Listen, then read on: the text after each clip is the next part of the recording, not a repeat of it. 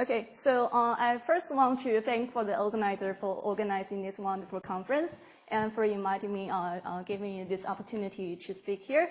It's very glad to be back to this beautiful environment of KITP. So I'm Yi-Hsien from University of Chicago, and today I'm going to tell you this subject of nonlinear bosonization of Fermi and non-Fermi liquid. And I'm also going to cover some work in progress. Okay, so before I tell you what this talk is about and why this topic is so exciting, let me conclude here what we have been doing.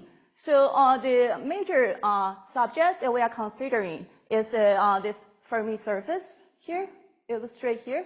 And previously, people have been thinking about like how to, for example, how to describe this Fermi liquid theory as a Landau Fermi liquid theory. But there's a lack of this field theory description to describe this kind of theory. So what we're going to do is that we build up a nonlinear field theory description into some bosonic degree of freedom to characterize this Fermi surface. So the method that we use is something called coherent state path integral approach. So what I want to emphasize on the benefits that we can get from this formalism is that we can compute this linear and nonlinear responses. And we find out from our formalism, this will largely reduce the complexity of computation. For example, that that from the fermionic side, you need to compute this loop diagram. But we find out that in our bosonic side, we can reduce computation to this tree-level diagrams. So I also, because this is a non-Fermi liquid section, I want to also emphasize this field theory technique might be also helpful for understanding non-Fermi liquid. Okay, so what is the building block of this talk? Let's say we starting to imagine there's a box, and we can add some fermion into the system. So there's some wave function can characterize the state. Okay, so now if we can imagine we have more and more fermion into this box, and by the thermodynamic limit, we can find out there's some Fermi surface, which will be the building block of this talk. So there are some systems with this. For example, like the Gapless spaces with a Fermi surface, they say Fermi and non-Fermi liquid. For example, the conventional metals, half-wheel Landau level, etc. So there are several successes to this Fermi liquid theory, ranging from condensed matter system to high energy and astrophysical systems. For example, in condensed matter system, you have this conventional metal, or you have liquid helium-3. And also, in high energy and astrophysical system, for example, like neutron stars or white dwarf. So we think that our formalism can be also useful for this investigating this high energy and astrophysical systems. But due to the limit of time, let me be focusing on this conventional metals. Okay, so there's a great physicist, Leib Landau, who have this theory of Landau's Fermi liquid theory. So it's a theory with Landau's quasi-particle. And we know that Landau's Fermi liquid theory is not a field theory, which means that you can compute this linear and nonlinear responses from kinetic equation, but to the leading order in momentum. So the goal we have here is that we want to build up a field theory description to describing this. And what's the benefit of this formalism is that we can have some useful understanding beyond the Fermi liquid theory. This field theory description might be useful. Okay. So let me begin by telling you we can treat this Fermi liquid theory as a droplet evolution. So how can one characterize a state of a Fermi liquid. It's characterized by a closed Fermi surface in phase space and with the arbitrary shape and volume. And here it gives you some illustration how we can picture a state of the Fermi liquid. Okay. So what we can think about this because we see we have some state of this Fermi liquid living in phase space, and by this canonical non-commutation relation, we can picture the phase space as non-commutative space. So which means that we can view this kind of problem as a droplet which lives in non-commutative space. So what is non-commutative field theory? Well, it's some quantum field theory on non-commutative space. And there are several important features about this. For example, like Moya product or Moya bracket. And that's one thing I want to highlight, which will be very useful into this formalism, is that if you have some Moya bracket, and it will become Poisson bracket to the leading order in non-commutative parameter. So I want to say that why non-commutativity is so important. Firstly, it will provide us a systemic formalism to this quantum field theory action of Fermi surface, and it will give you a new perspective to nonlinear bosonization. And also, you have some quantum version of the algebra, and you might also include some fuzziness from this non-commutativity. And we will expect there will be some non-analytic correction, but I'll also only list all this down. I'm not going to say about the detail, but I'm very happy to discuss it more. So, what can we build this kind of systems? Let's say we have some phase space distribution function here. It characterizes the distribution function of this droplet. And we can ask a question, how can one talk about the time evolution of this droplet? So it's characterized by this quantum kinetic equation.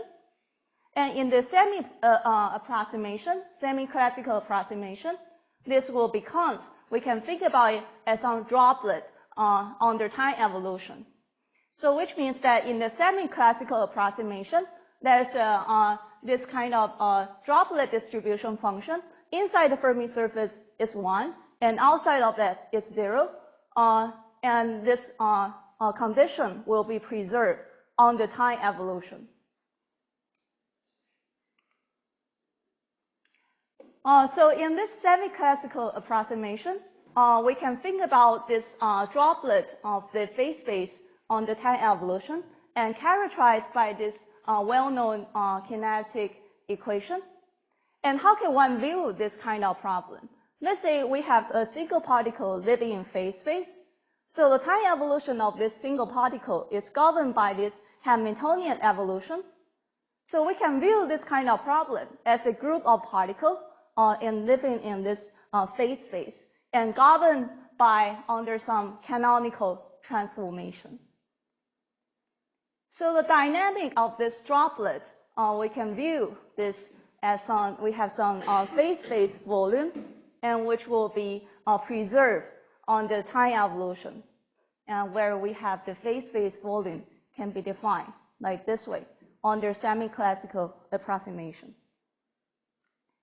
So I would like to tell you about this coherent state path integral approach about this bosonization, and also there's some related work by Leon's group here. And before I tell you about the what we've been doing about this, let me bring you back about what people have been trying to do about building the effective field theory for Fermi liquid theory. Let's say we have this Landau's Fermi liquid theory as an effective field theory of fermions by this wonderful work.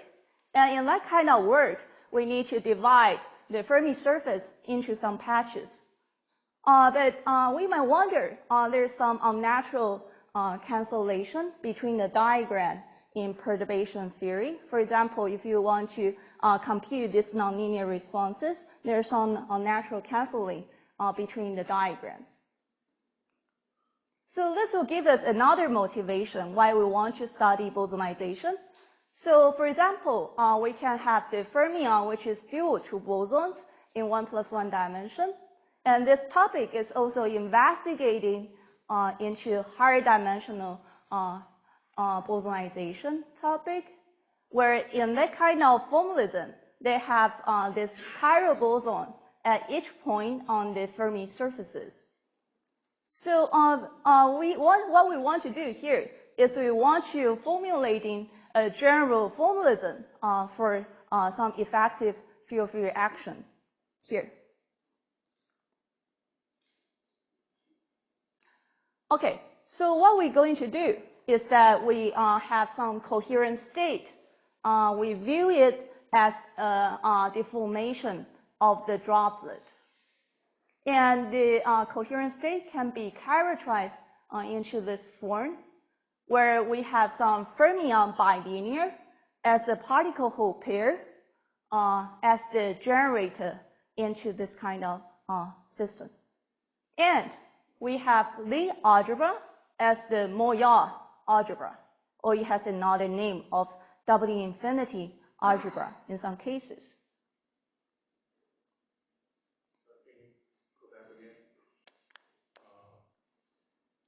What is F here, capital F? Oh, it's a function in living in phase space. Any function? Yeah. Okay. So yeah. an operator. Okay.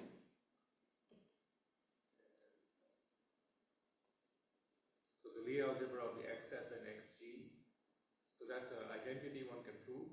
Yes, you can prove that. And the F commutator G is the Moyal. Yeah, exactly. This is the Moyal bracket, which is you have. Is just an ordinary commutator. Exactly. Yeah. And you will see later on in the semi-classical approximation, this becomes the what we be familiar with the Poisson bracket in phase space. Yeah, good. Okay, let me continue. So let me bring you back to what we've been doing about this co-adjoint orbit work, where we have this semi-classical approximation and bring you this algebra to Poisson algebra here. So up to now, I haven't told you what co-adjoint orbit is. Let's say co-adjoint orbit is that we can imagine we have a reference state. For example, we can imagine there is some spherical and translation invariant reference state to begin with. And then we consider all the possible canonical transformation of that. So all the possible state with respect to the original reference state, this will form a co-adjoint orbit. So it's obtained by a group of canonical transformation. And what we can think about this is that the dynamics of the droplet will occur on this co-adjoint orbit.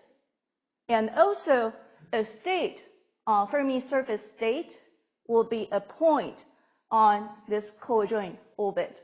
Okay. Is the point in that space big by F until G? I think so, yeah. Okay, let me continue. So what is the coherent state interpretation of this Fermi surface? The state can be characterized by an expectation value of this fermion bilinear. And we know we can relate it, this state and the ground state by this unitary transformation, where here is the Moyal product in this formalism. And we notice there is some redundancy of this formalism, where we can think about the state of the space of the state as the coset. And to eliminate the redundancy, where we can do some gauge fixing, where identify after gauge fixing, we can identify the scalar field, which can be lived on the Fermi surface. Okay.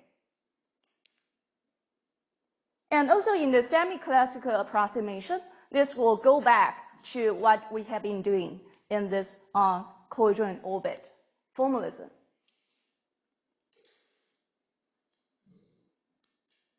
Oh, yeah. So this set of this coherent states is complete? Should I think of it as a complete set of?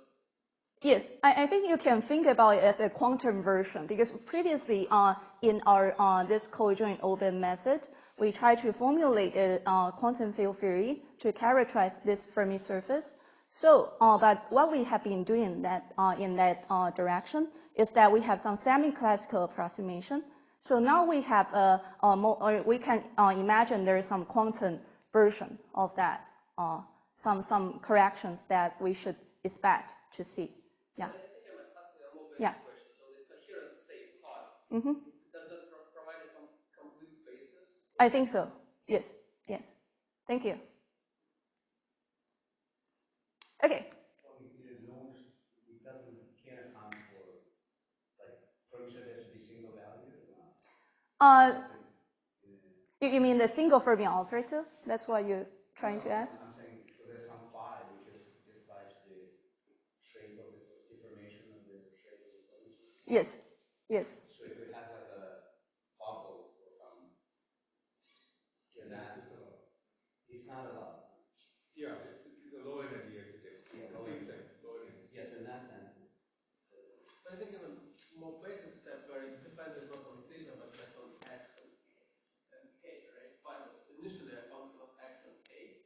Like that's presumably complete, and then somehow you're projecting it back. I think that's what I also understand about this. Yeah. Thank you. Yeah. Any further comments or questions? Okay, I will continue on in this. So what will be the effective field theory action one should expect? We should expect there's two contribution into the action of this formalism. So the first term is we call the Wieso-Wheaton term, when we can understand it as some Barry phase term, where you have the state and carry adiabatically around the path in the coset space. And the second term will be the Hamiltonian term we are familiar with.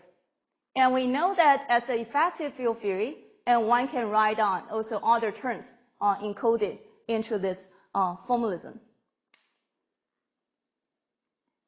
So what will be the effective field theory action? Let me show you what the semi-classical picture is, but we are allowed to do other corrections. So in the Gaussian level, this is what we have here.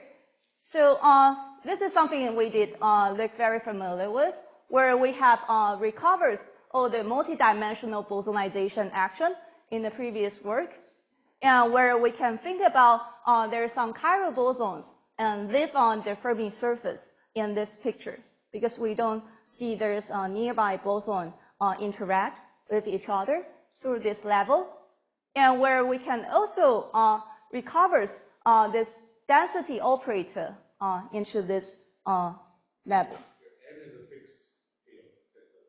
You have a fixed Fermi surface and N is a norm. Yes. It's not fluctuating. At this point. Yes, I think so. Yes.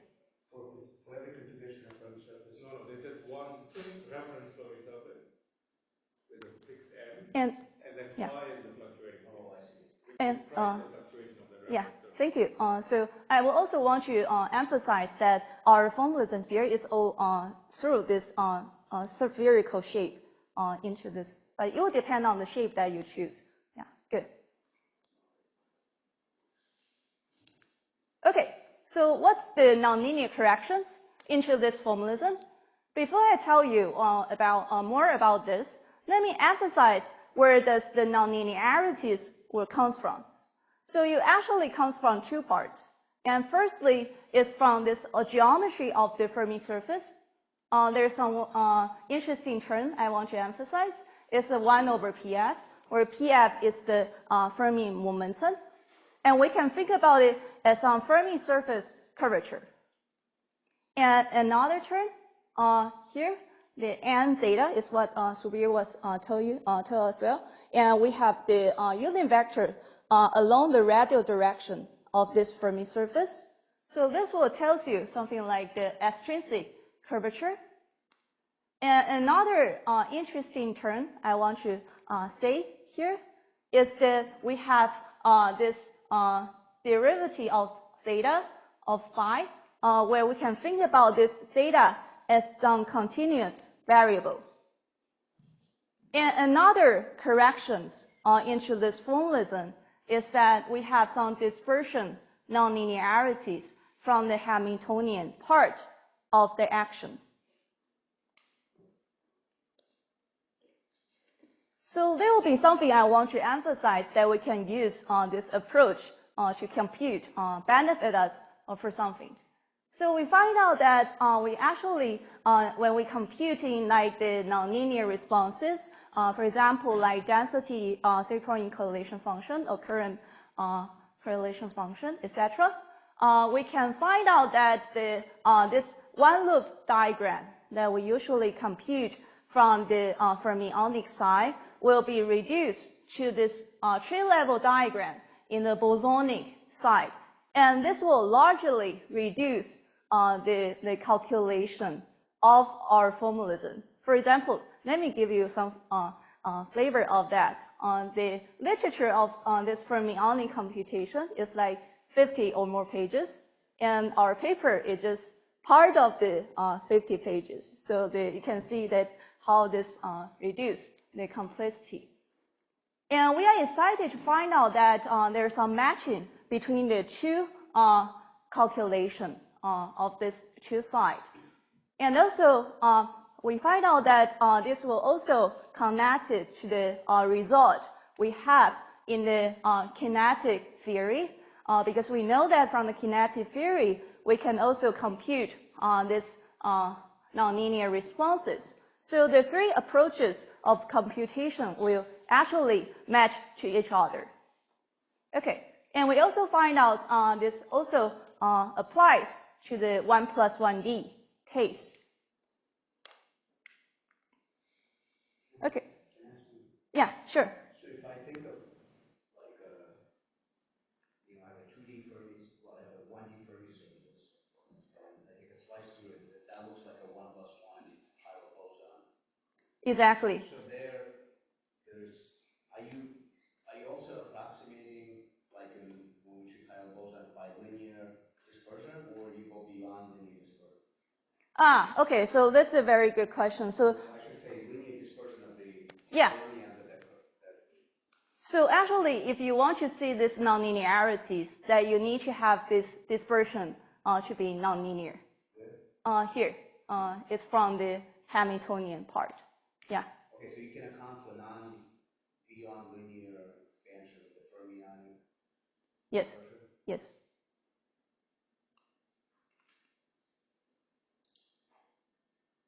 Okay, good.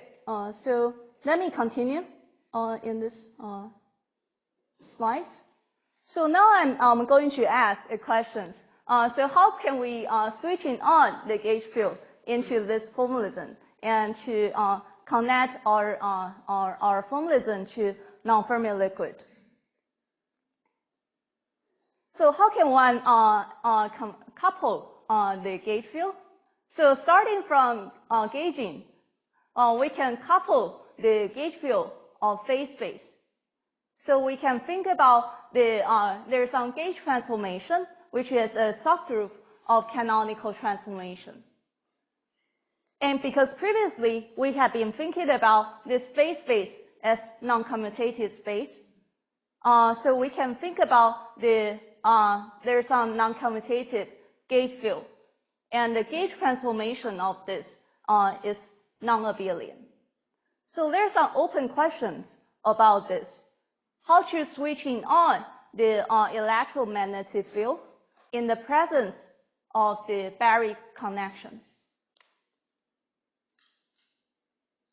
Do I still have time? Okay. So there's some relation to the LU1 anomaly, I believe, related to Dominic work.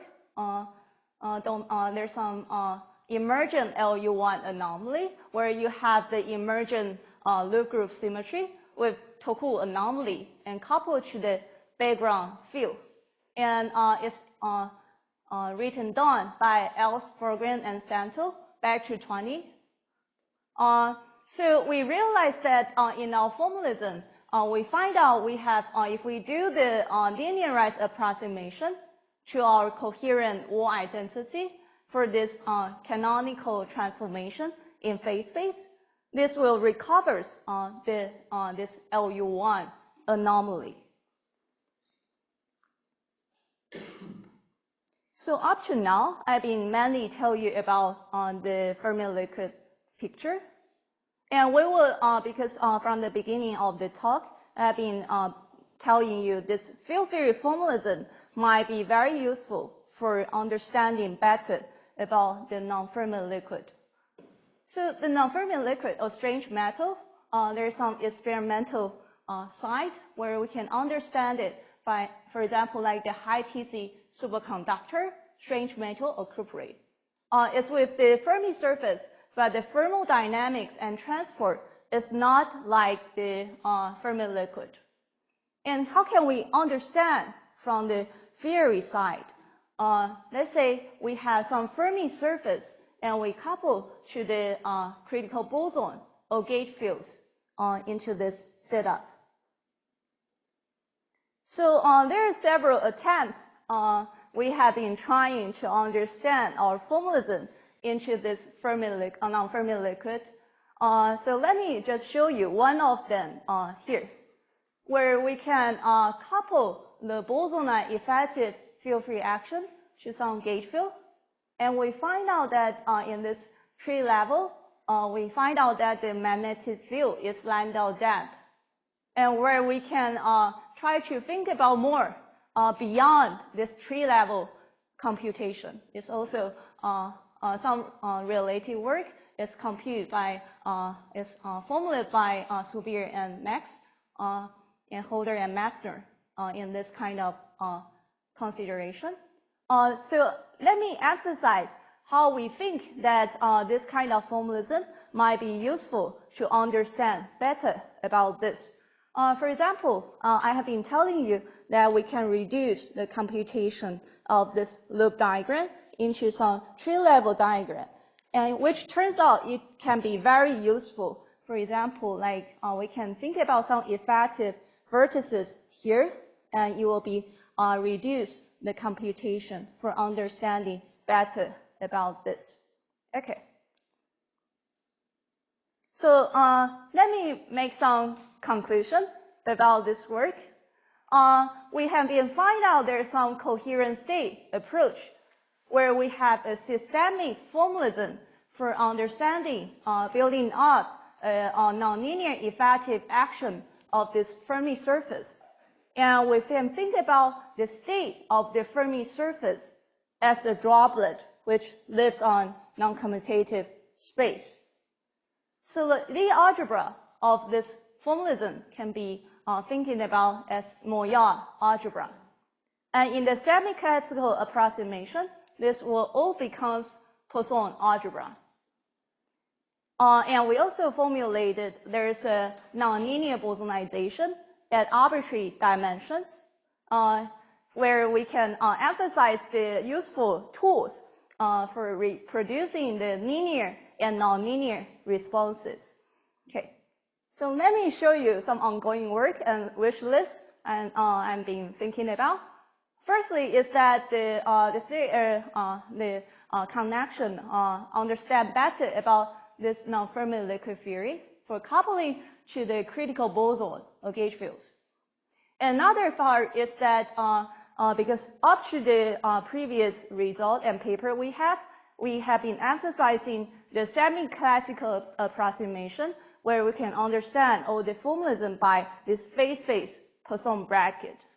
But as a quantum field theory, we will expect the Moyard on the higher derivative of the terms will be also very useful.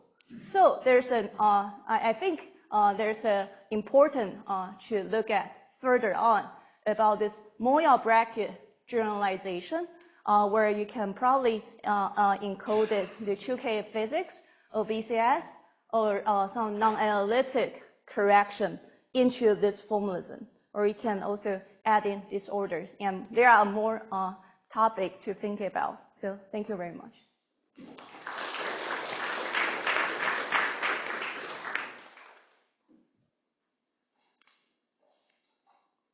So when you computed the linearized approximation of the word identity, you recovered the LU1 anomaly, right? The fact that it's an anomaly suggests that it should be topological. So do higher orders vanish? Do higher orders vanish, like if you go beyond linear order? No. So what we have been find out actually, our word identity have this form of this covariant word identity. We can find out in our formalism. So we actually think there are some corrections to this LU1 anomaly, because if we do the linear approximation of this, this will going back to what you mentioned, but we need to understand better about these corrections. Okay, so like, do you have a rough idea, like, are those corrections still in some sense related to the anomaly, or like? I think that's a very interesting question to study more. Yeah, okay, thank you. Thank you.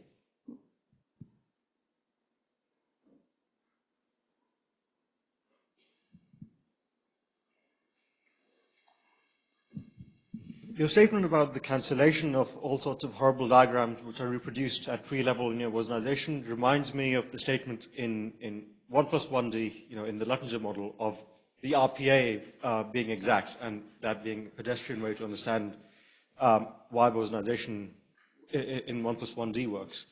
So in the light of your bosonization in 2+1D, is there some nice way to understand, reorganizing the diagrams that all canceled out in some nice way to maybe answer the question, what's the analog of RPA being exact when you go to 2+1 dimensions? Okay, I think it's a very important question.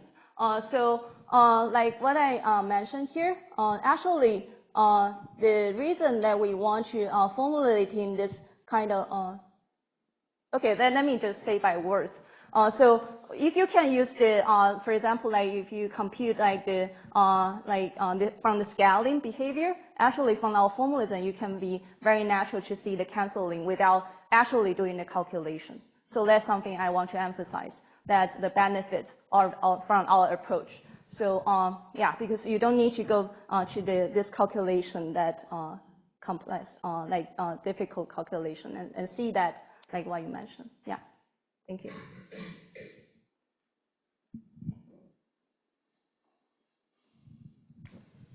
Yeah, thank you. Very interesting. So if I understand correctly, you can derive those correction terms to effective Hamiltonian just from the definition that you sandwich the IDT minus Hamiltonian by this coherent state. Yes. Right. Yes. Yeah. Then my question is, okay, so this coherent state involves creation of particle Hall pair from the ground state, or many particle Hall pairs. So can you handle with this formalism the single particle excitation, like a single particle Green function, or is it out of the scope? I think up to now, we're starting from, in this formalism, up to now, we're starting from this particle Hall pair. But I think that is a very important question to understand that. And we have some ideas. Let's chat about it offline, because I think if you can write down the bosonization theory, encoded all the information, it will be very useful. Yeah, because in 1+1D, yes. Bosonization was very, very mysteriously successful, because somehow you could write single particle excitation in terms of infinite bosonic excitation. But okay, yeah, that's an interesting question. Yeah, thank you.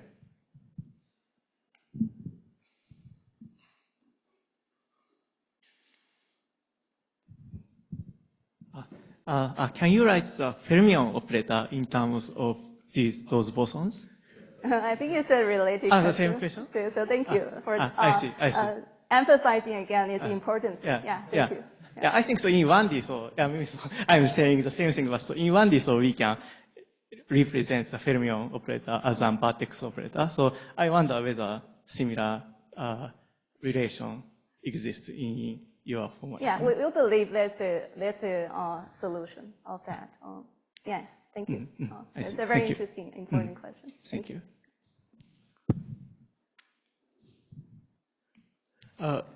Two questions. Hi. Here, sorry. First, about this introduction of coupling to the gauge field. So you said that there is, you also want some kind of non-commutative structure there. But couldn't you just, it seemed like later in your talk you just follow the more pedestrian approach where you just couple the gauge field to the current. So what? Yeah. So that's a good question. So in that, the formalism that you see is in the semi-classical picture, but we'll expect there's more to study beyond that. I see. So semi-classical throughout your talk just means low frequency, low momentum. Is that roughly? Exactly. I see. And then another question. So for this non-Fermi liquid behavior, when you couple to a gauge field, from past experience, the kinematic regime which is important is when the external momenta of the bosons or gauge field are nearly collinear. I understand that your theory is very good at describing the regime when the external momenta at some some fixed non-zero angles to each other. But do you expect that it will also work when you consider this collinear regime? I think that's one of the important questions to investigate further. I don't have a concrete answer now. Yeah, thank you. Thanks. Yeah. Can you reproduce the omega to the 2/3 self-energy? I think one should be able. We see it from that, but it's I didn't list it here, but in the we have to do so. Yeah. Oh, you mean that maybe I didn't hear correctly what you mentioned. Yeah. So thank you. Yeah. Yeah, not to ask the same question third time, but okay. But I want to ask whether, in principle, the fermion is not in this description, because you really a motion of a Fermi surface. We think of it as just it's a bosonic excitation intrinsically. Yeah. So, am I mistaken, or is that fair to say that it's not even in? I think it's all the. Thank you all for connecting all the importance of that. And we believe that there is a way to do so, and but we didn't write it in the previous formalism. So if you are very interested, I think this all connected to each other, and I'm very happy to discuss the so you have some ideas? Some ideas, yeah. We actually have some work in progress. I'd be very happy to share with you. But it's somehow beyond what you've written down. Yes, it's beyond with all the formalism, because up to now we're starting from this fermion bilinear. So, okay, it's fermion bilinear. Exactly. Thank you for emphasizing the importance of that. Yeah, thank you.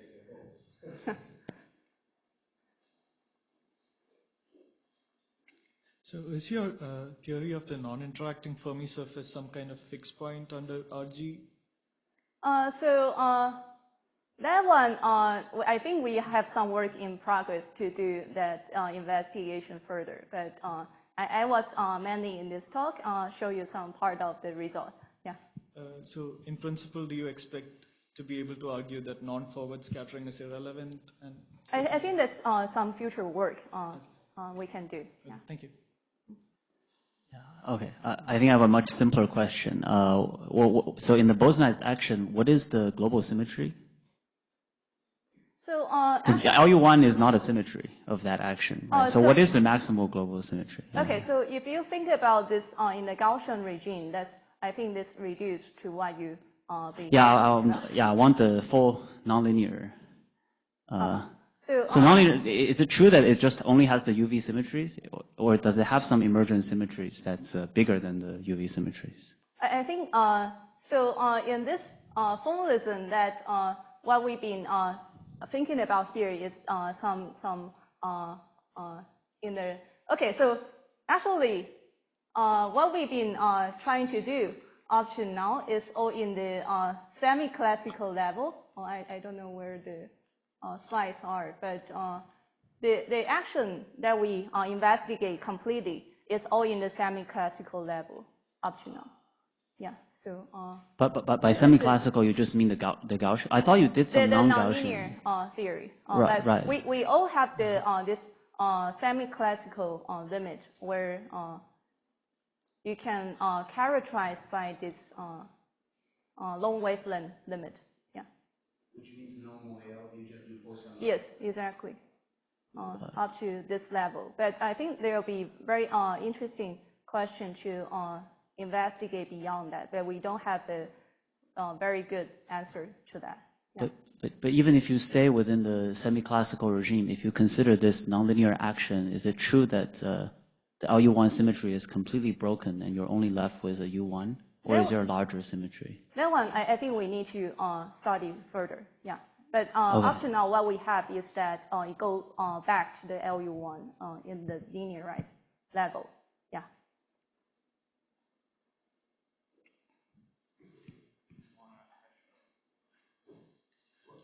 I guess as a follow-up to Nandu's question, do you expect that you can get non-Fermi liquid fixed points by some deformation of this theory? I think there are some investigation that we are doing along this search. Yeah. Okay.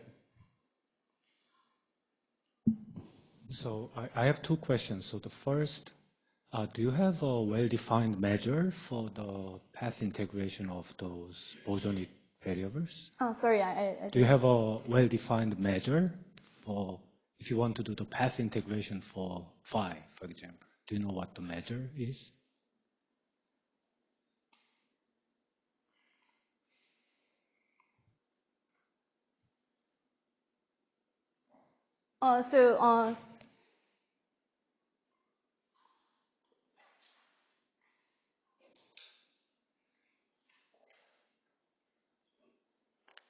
So I think so that we indeed have that. Yeah. Okay. So the second question is that related to Masaki's question. So in 1+1D, you can create single particle excitation through those particle hole excitation by pushing, say, one hole to infinities or deep into the Fermi surface.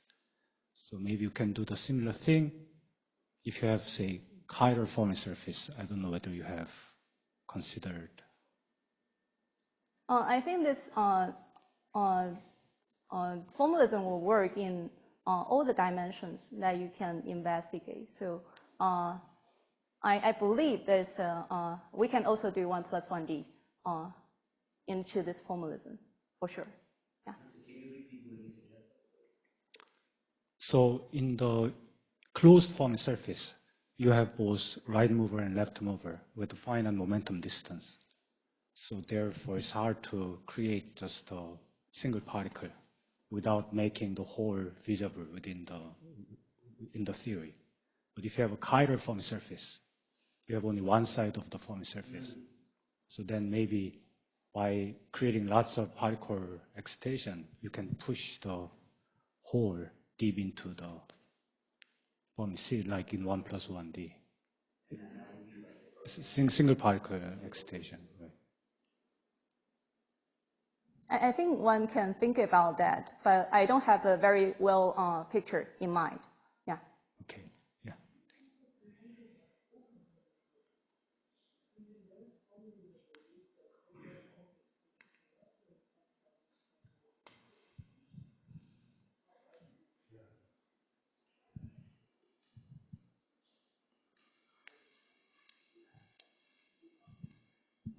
So you can calculate 3-point function of densities very easily in your formalism, right? Yeah, I think so. So do you see this kind of a universal piece that Charlie King was talking about that's proportional to the omega number of the Fermi surface? Can you see that from your formalism? Yeah, so I think that's an interesting question. So we actually proved our calculation of this will be related to what you mentioned about this Charlie King's paper. Yeah.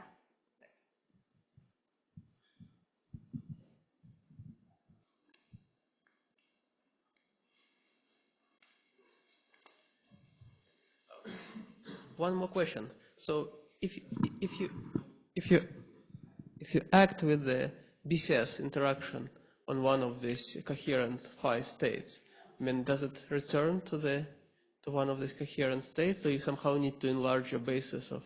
Exactly. You need to enlarge. Yeah. So I think I list in the third slides. So I think one need to do this extension of the algebra, where you can extend the algebra to include some extension of that. Yeah. I see. Thank you. Yeah. Thank you.